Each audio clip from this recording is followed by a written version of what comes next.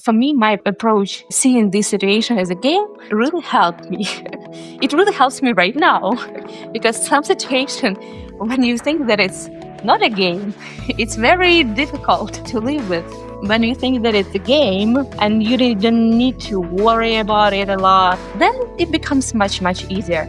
And I think I never gave up. If I failed, I just said, okay, let's put it as an example, as a lesson, and just try one more time. Welcome to the CEO Pick Show, where we uncover the essence of extraordinary leadership by interviewing CEOs with over 90% approval ratings on Glassdoor. Hello and welcome to another episode of the CEO Pick. I'm Dave Osh and I today have the honor to be with Daria Leshchenko, the CEO and founder of SupportYourApp company. And thank you, Daria, for joining us today. Hi, Dave. I'm very happy to be here today. I invited you because you have a 93% approval rate on Glassdoor with 867 ratings. That's a lot of ratings with 4.5% for the company, which is super high. And so I was really curious. So I went to your LinkedIn profile again and look at your leadership team. And I saw that it's like all around the world. You have kind of a remote team. Your people is around the world. You mentioned international. So I'm curious about your leadership. How do you build a team which is an international team, which work remotely even before COVID or even before the war? And how do you create that togetherness in a company when you have such a global team? So answering your question, I will maybe divide it into a couple of parts. The first one, it's our approach. Usually we use lean approach, and it means that we do not go globally or internationally right away. We choose country by country and then go there by hiring new talents, exploring new opportunities. We test those countries to see if we have this match in terms of values, in terms of knowledge base that our clients require, in terms of other maybe security or legal stuff. So that is why here our approach is just to test all possible countries with this lean approach. At the same time, I do understand that in terms of leadership, I wouldn't say that for us, it really matters where the person is located.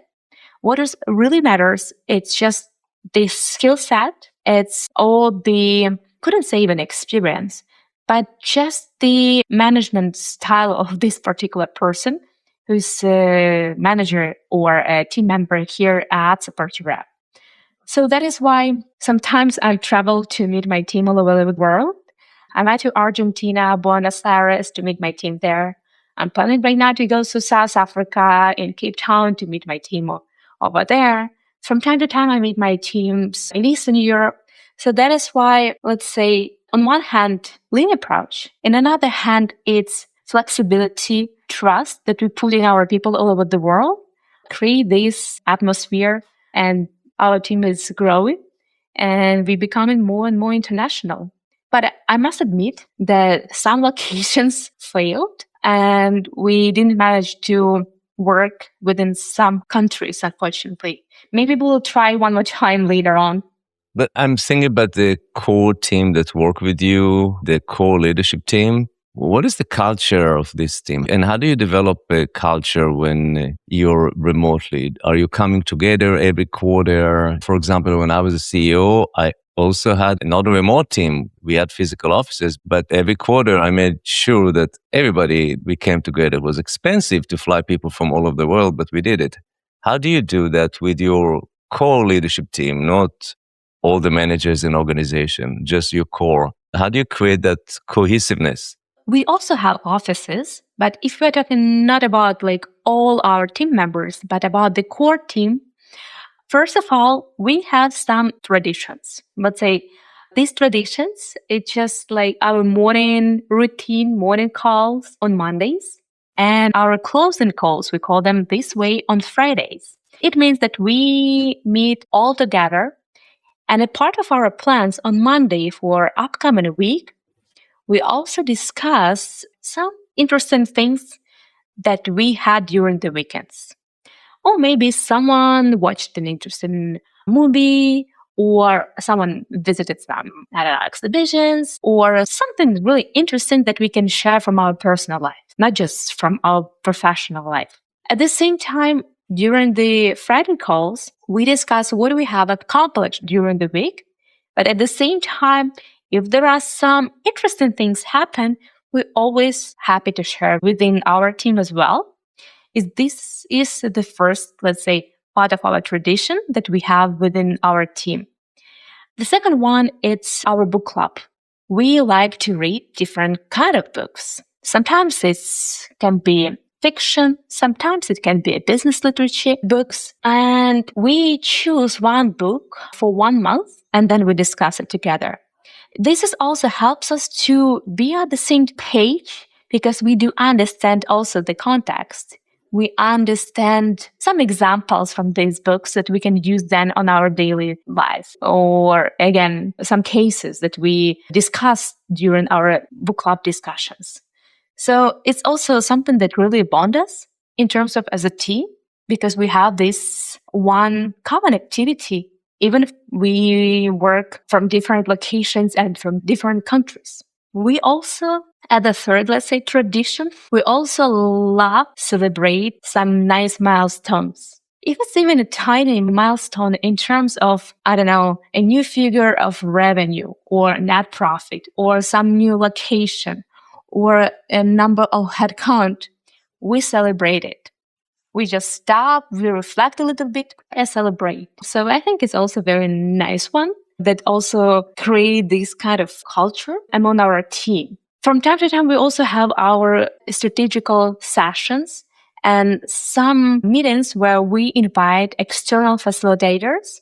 So the person can sometimes point out on our weaknesses or on our areas that we might improve as a team. So we also can work on it better and become a better team as well.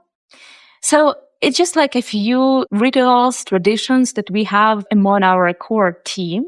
But of course, we are a dynamic organization and we change our approaches, how we also look at some things. And we also think that it's normal to do not be like even having the same values all over the time because we built the company more than 15 years ago. And of course, in the very beginning, if I'll touch base a little bit about values, we had no values at all in the beginning of our journey. Then, let's say 5 years later, I realized, oh, there is very nice word, value. Maybe we need to create some values. But how? And we just sat together. I do remember we took a dashboard and we wrote down some words that other team members associate us or company with. So we wrote down many, many different words. And then we picked some that are very, not even common, but just that we see that, okay, so they're very similar, or someone, let's say, point out this same word a couple of times. We thought, oh, maybe could be a value for us.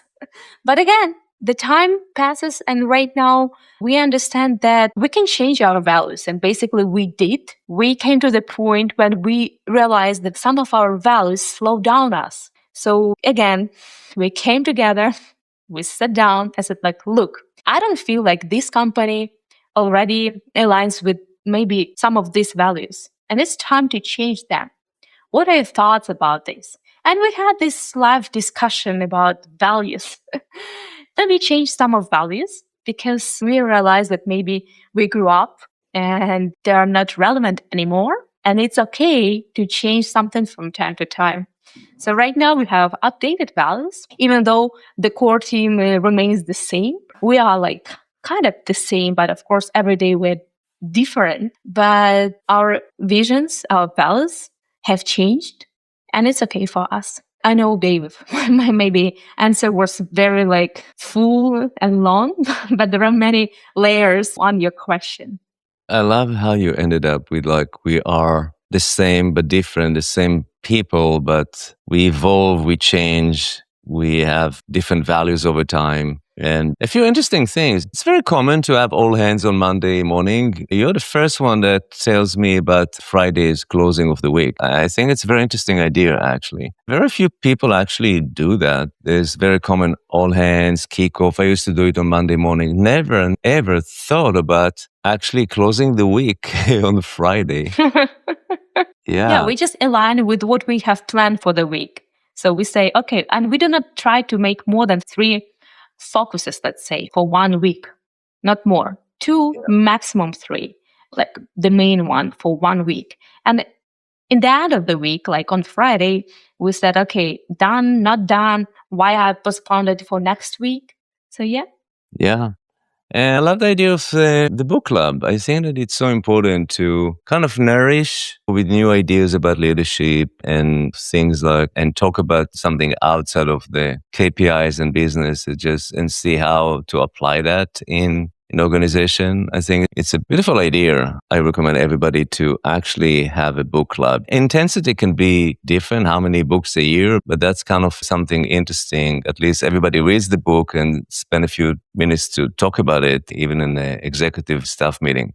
Yeah, and every month, or let's say every quarter, someone new will propose a book. Like, I mean, like from a top management team for our core team, it's not me that I'm always say, okay, let's read this book on this. No. So we basically have, as what I said, the queue, but basically if some of our core team members, some of them have a recommendation of book, we will take this book for our book club. But we try to make sure that during the year, everyone will be able to recommend some kind of book to read. And as I mentioned, it's not just about business, it's just can be a fiction or it can be some poem. We even had I do remember, a month when we decided to not just read a poem, but learn it by heart and then just read it to our colleagues. And everyone could choose whatever poem person wants. Yeah, we now talking for around 20 minutes, and I feel like you bring your own personality to the table too as a CEO. And I feel from you a sense of authenticity that exists, that you're not trying to be something, you're just being yourself, and you feel so much comfortable in your skin. Did I get that right? Absolutely. Yeah. I have a question, Daria. This is our third season.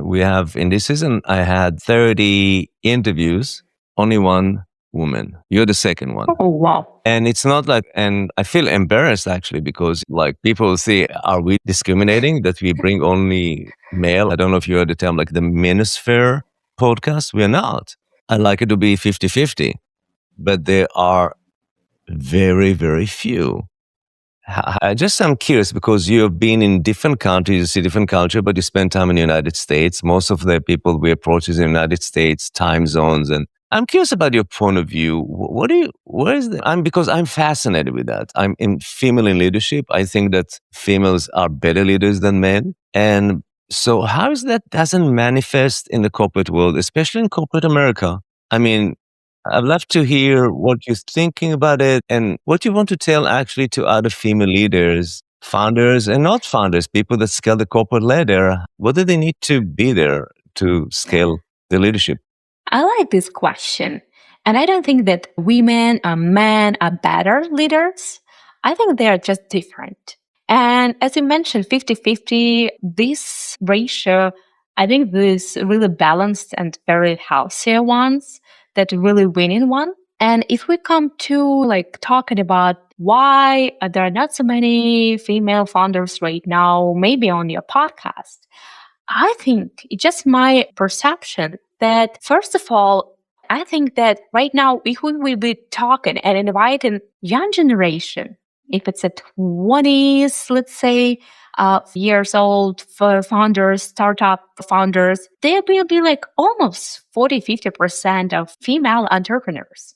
When it comes to, I couldn't say older because I don't think that I'm old, but more mature population, I think that, let's say, in 40s, 50s, 60s, there are a ratio of female to male not be like very equal, because if we're talking about female managers, especially if we're talking about corporate development, or even we're talking about startup businesses, I think there were not too many role models for women to be public. Even there could be managers, leaders, business women, but they're not used to go to different podcasts to talk about their experience.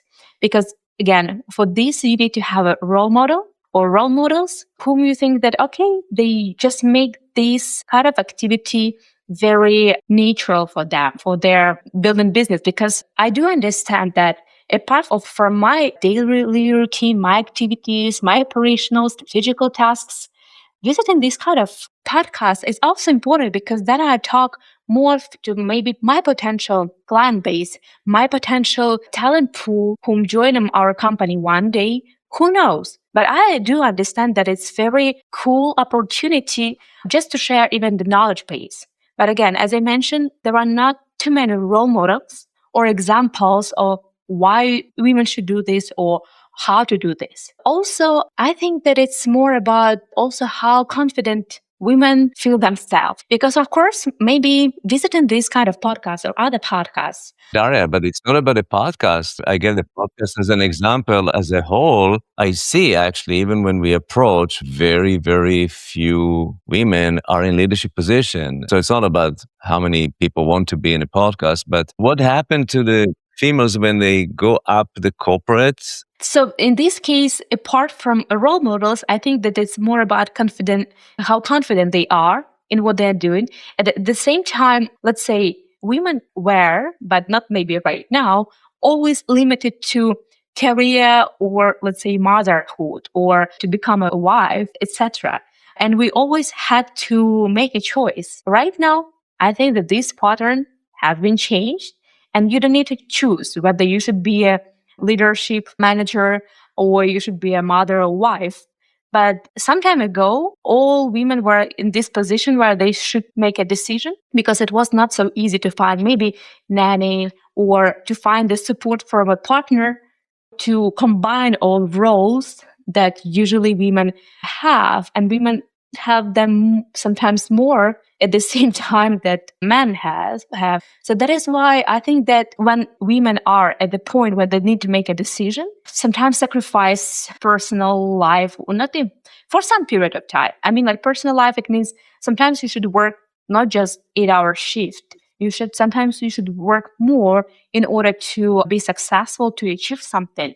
And that is why when women are at the point to make this decision, they take into account all these scenarios, all the support they have. Maybe sometimes they don't have. That's why they do not make this kind of next step. And at the same time, when I mentioned women and how confident they are, like I'm pretty sure I don't have this statistic because I was running my company for the last 15 years. But from what I've heard, and I have this gut feeling that when women and men come to the manager and say, look, increase me my compensation, and if there will be equal talented, skilled, etc., women always will be more shy in what she wants to ask, let's say, compared to men.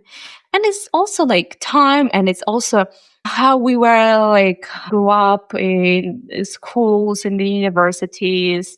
But again, as I mentioned in the beginning of answering this question, I think that the younger generation of leadership managers and like founders, women among them are right now really confident.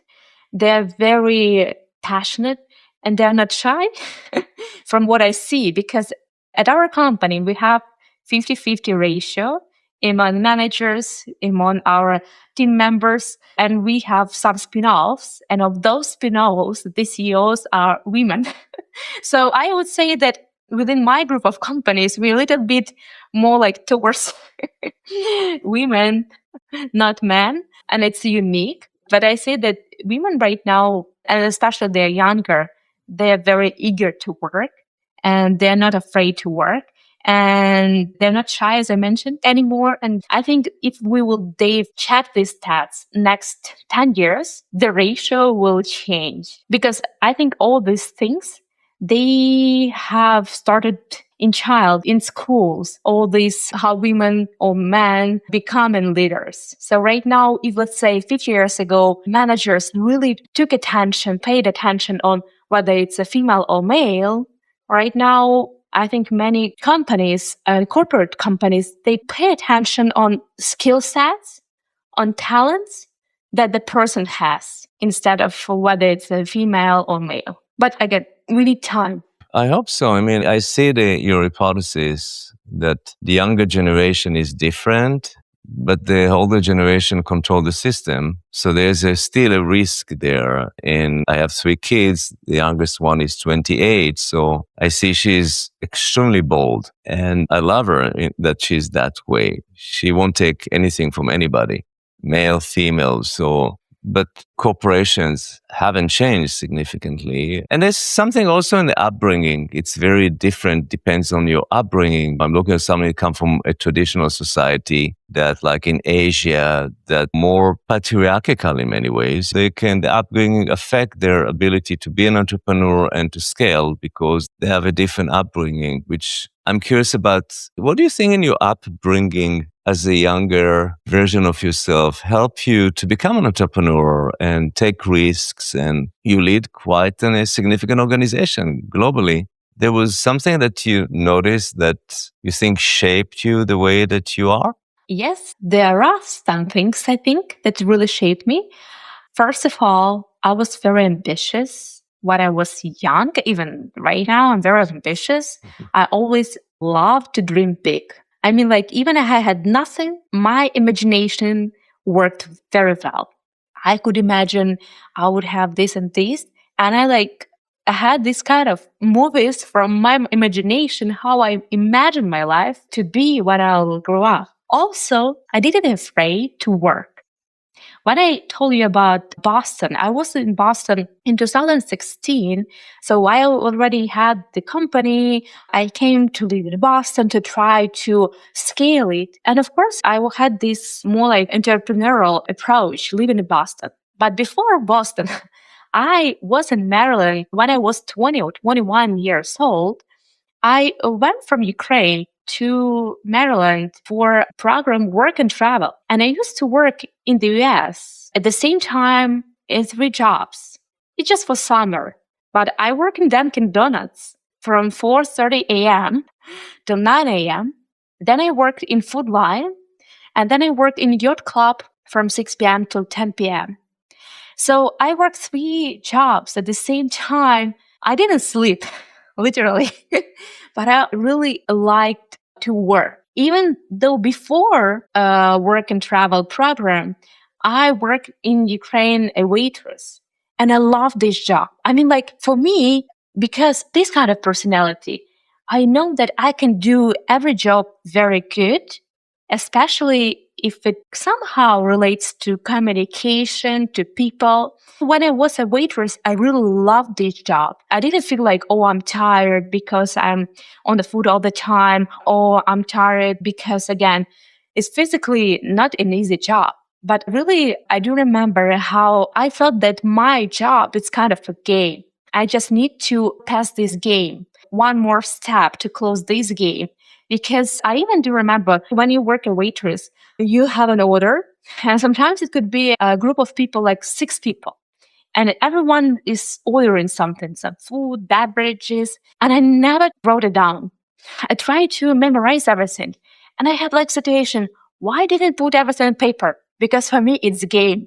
I just want to put everything into my memory, to put everything then into the system, and make sure that I did everything perfectly without putting some order to the paper. And I do remember this approach really helped me instead of becoming like maybe depressed because I was student, I was working at the same time, let's say in the evening, and again, I need to do my homework. I really do remember that for me, my approach, seeing this situation as a game, really helped me. It really helps me right now because some situation, when you think that it's not a game, it's very difficult to live with. When you think that it's a game and you don't need to worry about it a lot, then it becomes much, much easier.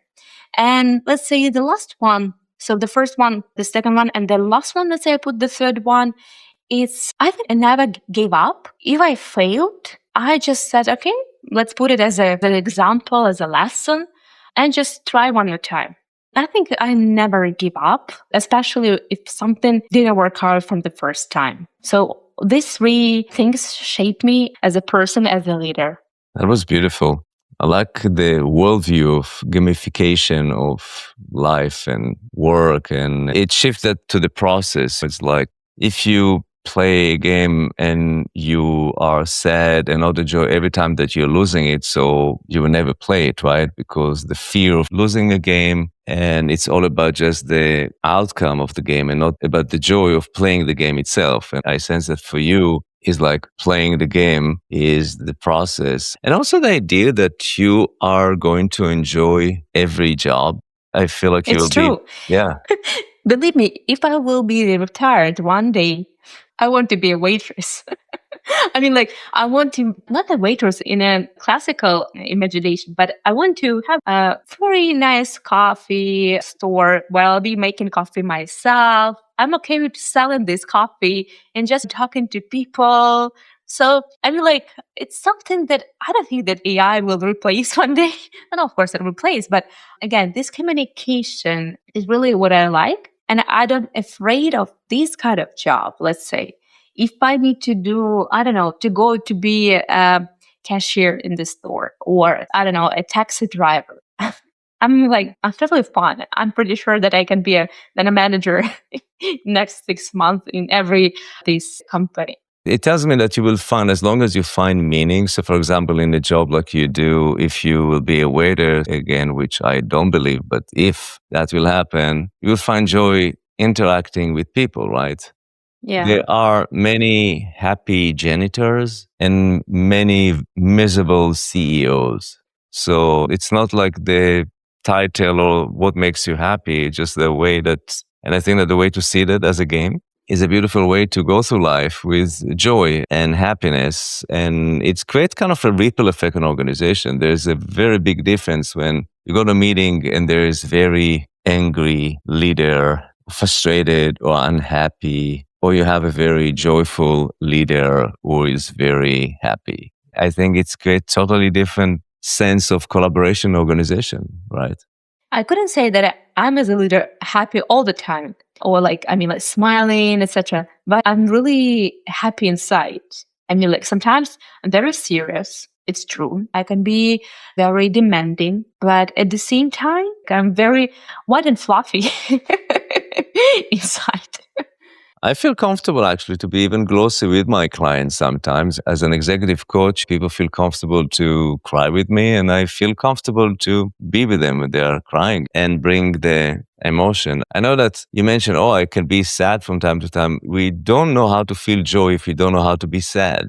Yeah, it's true. Very good. It's like if you don't know what sadness is, how do you know what joy is? So so we need to have the opposites so we can feel both sides of that. Absolutely. Yeah.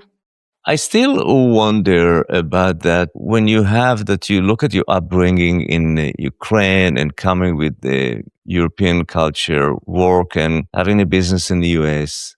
What have you noticed about the culture? How do you adapt to cultures, especially also culture of societies and culture in a people? How do you bring different cultures together when you work with different cultures? I'm kind of fascinated with different cultures. I think there are many countries right now that very also those countries they have many expats and they are very international and there are also different flavors of different cultures within one country. For instance, the US, it's a great example. There are so many different nations, cultures, people came one day many years ago, right? When you remember this phrase like, oh, it's American dream. And I'm pretty sure that all those cultures, nations, they put this puzzle of the US, something unique, which is also right now common. The same, let's say, in some European countries, there are many different flavors of, again, cultures. And I would say that apart from cultures and countries as it is, there is also an industry, I couldn't say culture, but industry standards. And within the IT industry, there are no borders, no limits at all. And it's for many, many years already. Of course, if we would go and look, say, okay, how we bring those cultures when we are like selling apples on the market, of course, then we will feel these cultures for the fullest within every country. But within the IT, the first language is maybe the coding and then numbers and then all very similar rules and point of views. I think it's much easier right now to build these international teams because we are all using the same tools. We're using the same frameworks. We use the same names for the same systems. That is why for this kind of industry layer within those countries, it's much easier to build bridges. So that is why, especially for our clients, whether it's in the US or in Europe or somewhere in Asia, I think they're more or less the same approaches because they have the same problems, even though they are in different locations, as well as with our team members all over the world. We always looking for people who know English and preferably some other languages. So that is why they already know the context. They already know the context of language or maybe of vocabulary that we need. And it became much easier to create these cultures, to bond them, and just to work within those things. Like with the remote approach, especially, as I mentioned, we do have offices, but if it's a remote approach, there are also team members who are traveling the world and they may live in one country and then they basically put their culture within that country, even that maybe it's not a hometown. So right now it became global context that I think that put upfront of very local cultures, the IT flavor that became easier to work with. Yeah, that makes a lot of sense, actually. That makes it's catered technology language. And yeah, I myself, I lived in quite a few countries. And when I left Israel to Asia, I lived in Hong Kong, Malaysia, Singapore. And going all of this, that was, I thought, wow, we are, as human beings, we are so similar despite the language. And I thought that was like 25 years ago, I thought that, oh, we will become all one thing. How technology will enable unity. And that didn't happen. Actually, maybe even the opposite. But I see your point that actually, when you work in technology and you bring people, it's easier to bring them together. But the challenge when they become, when you work on a team that's highly dependent, I see actually how there can be a lot of conflicts of understanding between different culture sometimes in organization, but it's varies from organization to organization. So I'm glad that that you find that actually it's easier to bring those people, and maybe you're doing something pretty good in the way that you are bringing talent to organization and hiring people to ensure that they will create a culture fit. Yeah, but we also have great people experience teams and they conduct great meetups within our team members. It can be also different topics. For instance, cuisine of your country, and where we see different people from all parts of the world joining this call within our company and just discussing what kind of cuisine they have, what they like to eat, etc. So we have these kind of activities as well. And I think the HR department, the human capital department is making great job because one thing is just find right talent, onboard this talent, train this talent, but also it's very important to not just retain, but let's say, as you mentioned, maintain communication, conduct these events, invite some team members from different parts of the world. So I see how successful they are. And we have a very high acceptance, not even acceptance, but the number of how many people join this kind of events. So I really happy to see that, of course, people could be in different parts of the world, but they just join in one time, in one day, in the same time, this activity. And they're like really one big, not just organization, but the material, the body, one huge, something really, couldn't say, not organization, but something even bigger than an organization. Beautiful. Yeah, thank you so much, Daria. As we bring it to a close, anything that you wanted to say that I didn't ask you, or anything else that you want to have the last word? Well, like we had very interesting conversation today, and you had asked me very interesting questions. And I really start thinking about my past and by why I'm here today and who I am today. So I think it's very important for everyone to remember the past, but to be in the present and still big dream, because dreams is great. I'm not talking about plans or something like that, but about something which is even bigger and greater. Who knows? Maybe it will save the world one day. Beautiful. Yeah, I love that ending. Remember the past, dream for the future, but be fully present at the moment. It's true. Daria, it was such a pleasure. I really enjoyed the conversation. Thank you Thank you, for Dave. joining from Ukraine. And here we are, many miles away, and we still have this conversation here using technology. Yeah, And technology. yeah, and it was great to have you on the show. Thank you so much. And thank you for listening, and looking forward to see you on the next episode.